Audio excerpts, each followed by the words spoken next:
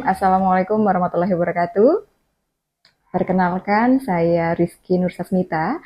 Saya adalah dosen di Program Studi Keperawatan Fakultas Ilmu Kesehatan Universitas Nasional.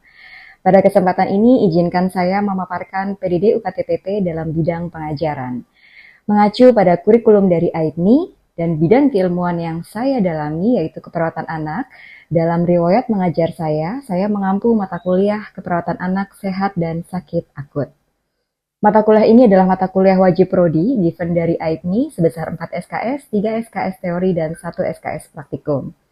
Mata kuliah ini adalah mata kuliah keahlian keperawatan yang berfokus pada respon anak dan keluarga pada setiap tahap perkembangan dari neonatus sampai akhir masa remaja, baik dalam keadaan sakit, sehat, maupun sakit akut, di tatanan masyarakat maupun dirawat di rumah sakit, serta intervensi keperawatannya baik yang bersifat mandiri maupun kolaboratif.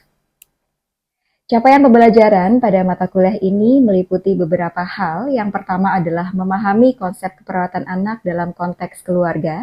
Yang kedua adalah melakukan simulasi asuhan keperawatan pada anak sakit akut dan juga keluarganya dengan mengembangkan pola berpikir kritis, logis, etis, menggunakan komunikasi terapeutik, dan memperhatikan aspek budaya dan menghargai sumber-sumber etnik agama dan faktor lain dari setiap pasien yang unik.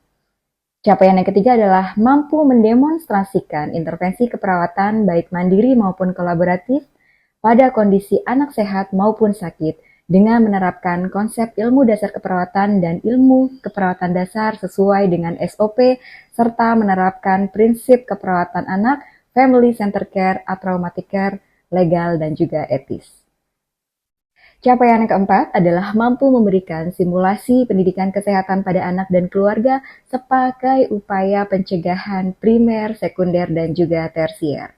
Yang kelima, mampu menjalankan fungsi advokasi bagi anak dan juga keluarga yang mengalami gangguan untuk mempertahankan hak klien agar dapat mengambil keputusan untuk dirinya. Capaian yang terakhir adalah mampu melakukan kerjasama dengan sumber kesehatan yang ada di masyarakat, melakukan rujukan pasien, dan juga mendokumentasikan pengkajian MTBS dengan benar, mendemonstrasikan pengobatan MTBS dengan benar, dan mendemonstrasikan pendidikan kesehatan pada anak dan juga keluarganya. Universitas Nasional menerapkan metode perkuliahan yaitu blended learning, tetapi mata kuliah ini dilaksanakan secara full on-site. LMS berupa web kuliah yang berisi terkait dengan absen kelas, kemudian di sana juga bisa melakukan untuk mengunduh materi, mengupload tugas maupun kuis, ataupun mengerjakan evaluasi. Metode pembelajaran yang kita gunakan adalah ceramah, presentasi, dan juga diskusi. Kemudian sumber pustaka yang digunakan adalah referensi utama dan juga pendukung, dan beberapa buku yang telah saya terbitkan bersama tim. Di antaranya adalah buku keperawatan anak, buku ajar pengantar ilmu keperawatan anak, buku ajar keperawatan anak, dan juga tata laksana kegawat daruratan pada anak. Serta berbagai jurnal yang baik yang bisa diakses melalui perpustakaan universitas maupun yang sudah saya terbitkan. Indikator penilaian menggunakan bobot penilaian, yaitu yang pertama adalah UTS 30%, kemudian UAS adalah 30%, kemudian sikap dan juga kehadiran 10%, dan tugas 30%, terdiri dari tugas 1 dan juga tugas 2. Selanjutnya, saya akan menampilkan proses pembelajaran di kelas dan juga di laboratorium. Selamat menyaksikan. Bismillahirrahmanirrahim. Assalamualaikum warahmatullahi wabarakatuh. Waalaikumsalam warahmatullahi wabarakatuh. Selamat siang semuanya. Hari ini, apa kabarnya hari ini? Alhamdulillah baik. Baik, sebelum kita mulai, kita berdoa terlebih dahulu ya. Ibu berdoa, dipersilahkan.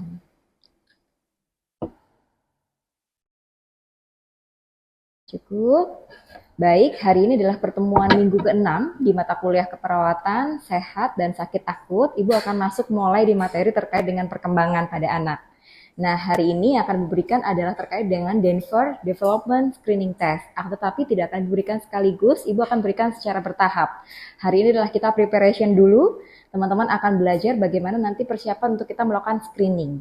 Kalau dari bahasa Inggrisnya, mungkin teman-teman ada yang ingat. Apa sih arti dari perkembangan? Ada yang ingat yang sudah kita bahas sebelumnya? Kalau pertumbuhan, ada yang ingat pertumbuhan?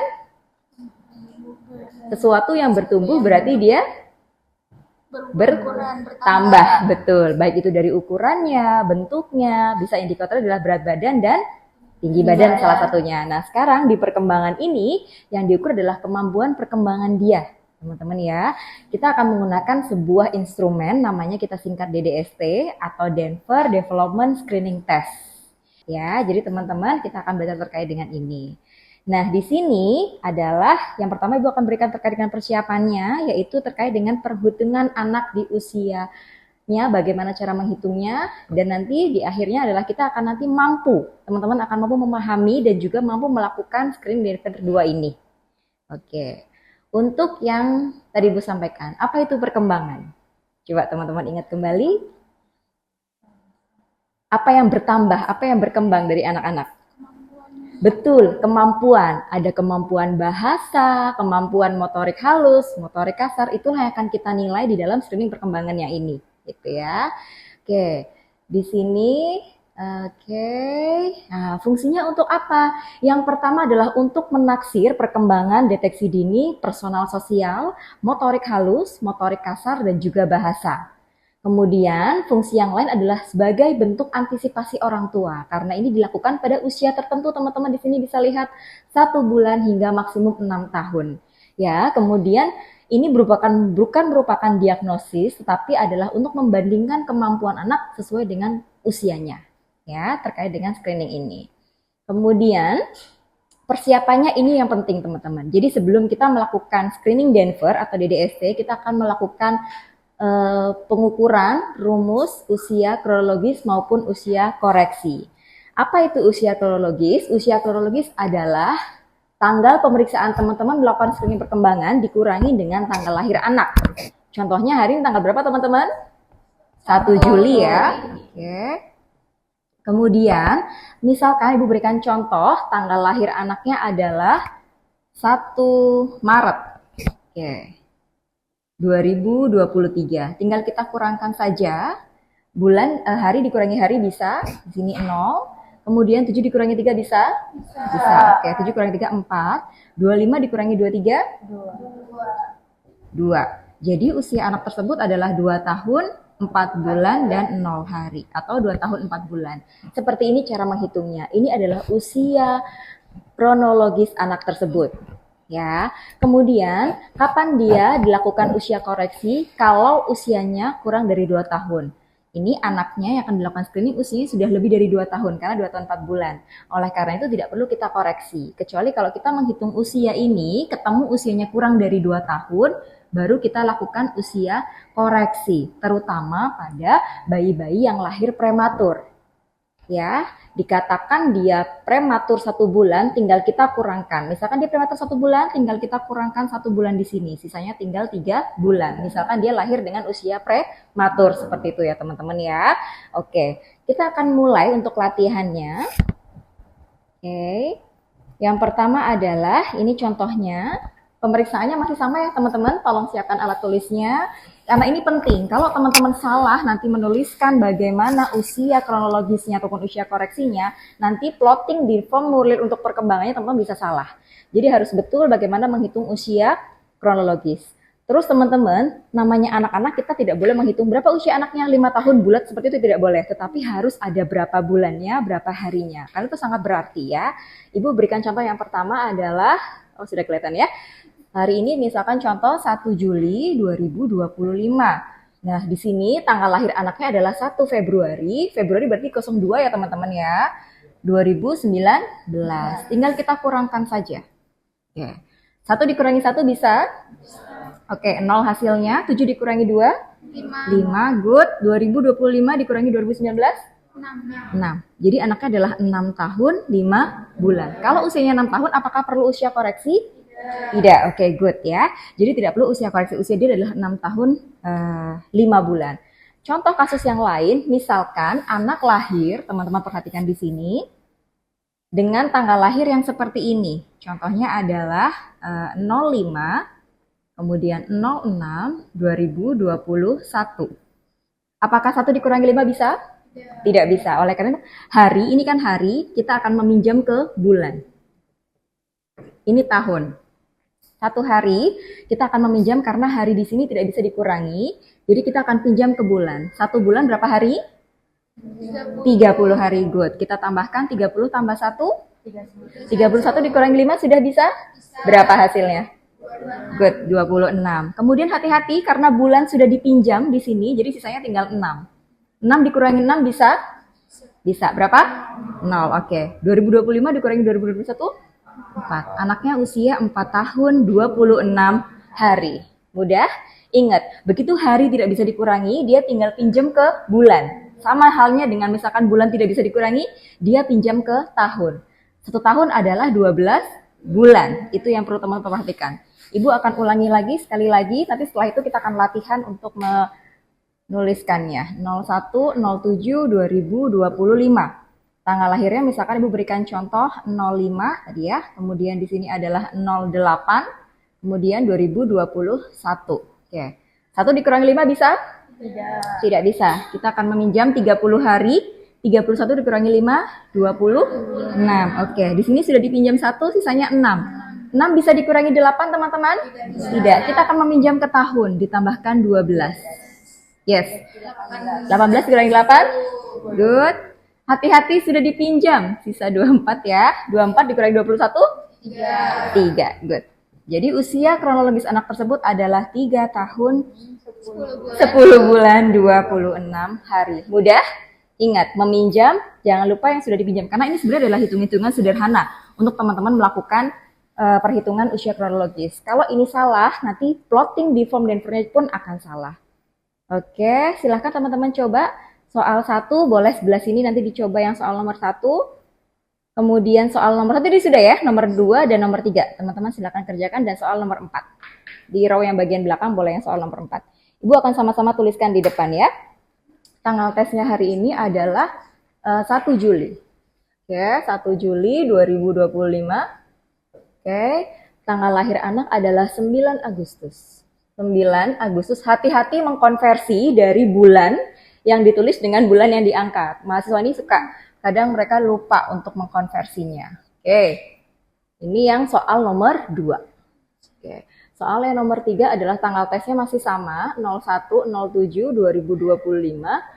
Tanggal lahir anaknya adalah 9 Agustus 2021. Hati-hati teman-teman, di sini ada yang usia kehamilannya 36 minggu. Ya, usia kehamilannya 36 minggu, teman-teman perhatikan. Ini soal nomor 3. Terakhir adalah soal nomor 4. Sama, tanggal tesnya sama. Oke. Alaknya lahir di 25 September. Ada yang sudah ketemu soal nomor 2? Oke, good. Sebentar. Boleh maju ke depan? September itu 9, 2018. Oke, boleh ke depan? Siapa tadi? Ya, silahkan. Mau dituliskan di sini boleh? Silahkan. Ya, sebelah situ. Yes. Betul. Oke. Good. Good. 6 dikurang 8 tidak bisa, jadi minus 1 tahun tambah 12 jadi 18. Oke. Kurang 8, 10. Tahunnya udah diambil dari 94.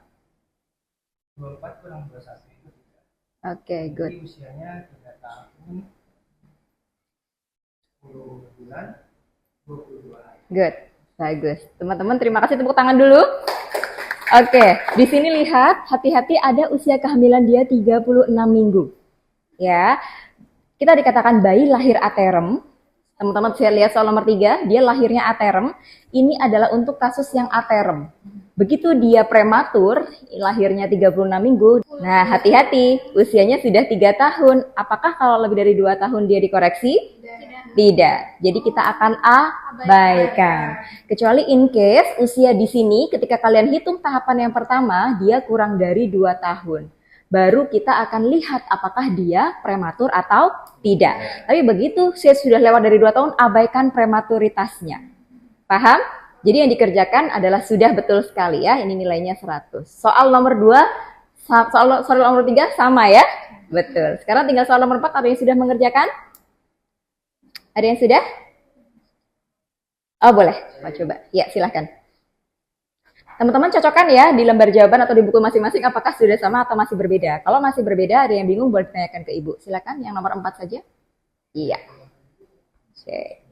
Yang lain ada yang berbeda jawabannya. Kita tunggu sambil temannya menulis di depan. Ada yang berbeda atau ada yang masih bingung?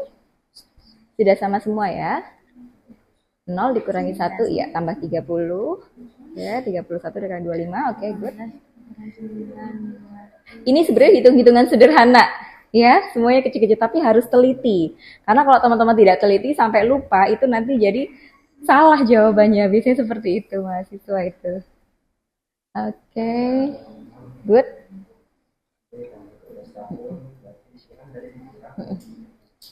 Ya, sip. Ya bisa. 6 ya. 18 ya.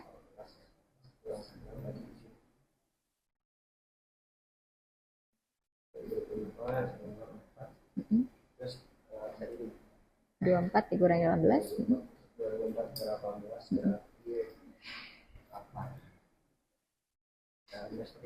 Oke, teman-teman perhatikan.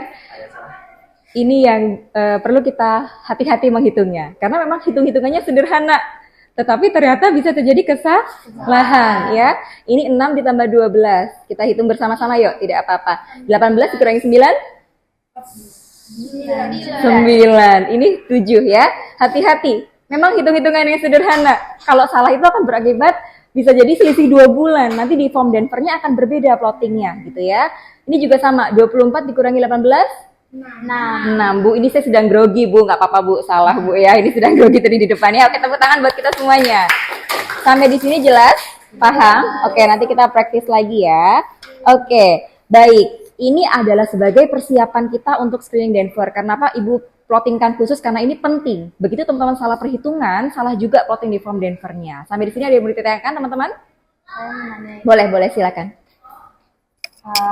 Izin bertanya Ibu, jika kita sudah mengetahui usia kronologis, apa yang kita lakukan untuk selanjutnya? Oke, betul. Kalau kita sudah ketemu usia-usia kronologis ini ataupun usia koreksi, kalau dia usianya kurang dari 2 tahun, apa yang akan kita lakukan selanjutnya? Kita ketemu 3 tahun 10 bulan, tinggal kita plottingkan dalam formulir Denver. Seperti itu ya teman-teman ya. Nanti titiknya akan kita tentukan di situ untuk menentukan garis yang akan kita ukur atau lakukan screening perkembangan di dalam formulir Denver-nya. Itu adalah fungsinya. Makanya ini harus betul dulu supaya di Denver-nya tidak salah. Oke, ada pertanyaan yang lain? Cukup jelas? Ada lagi yang mau tanya? Boleh? Iya, silakan. Oke. Baik, yang membedakan adalah nih, tadi yang Ibu contohkan di sini ya, ketika kita sudah menghitung dia usianya lewat dari 2 tahun, teman-teman pokoknya patokannya adalah 2 tahun. Kalau lebih dari 2 tahun, teman-teman ketemu menghitung pertama lebih dari 2 tahun, itu aman. Abaikan semua yang prematur dia. Tapi begitu ketemu kasus, dia kok usianya kurang dari 2 tahun, cek prematurnya. Ya, koreksi prematurnya. Oke, pokoknya patokannya adalah 2 tahun. Jelas? Baik. Oke. Ini adalah persiapan awal, jadi teman-teman nanti selanjutnya kita akan langsung nanti membahas terkait dengan form Denver, tapi sebelumnya teman-teman silahkan nanti secara mandiri print out form Denver-nya, pelajari bagaimana isinya, apa saja konten di dalamnya, nanti ketika di pertemuan selanjutnya terkait dengan formulir Denver dan bagaimana pengisiannya, teman-teman bisa tanyakan kalau ada yang kesulitan. Ya, begitu juga Ibu akan menjelaskan apa itu formulir Denver dan bagaimana mengisinya, karena di sini teman-teman sudah punya landasan, sudah bisa menghitung usia kronologis maupun usia koreksi. Jelas? Jadi next pertemuan teman-teman siapkan terkait dengan materi Denver-nya. Oke. Baik, Ibu rasa cukup ya pertemuan kita hari ini. Silahkan teman-teman pelajari kembali yang sudah kita dapatkan hari ini. Next, jangan lupa form Denver dipelajari untuk pertemuan berikutnya. Ibu akhiri dulu perkuliahan kita pada siang hari ini. Sampai bertemu di pertemuan selanjutnya. Assalamualaikum warahmatullahi wabarakatuh. Waalaikumsalam warahmatullahi wabarakatuh. Silakan ya. Oke.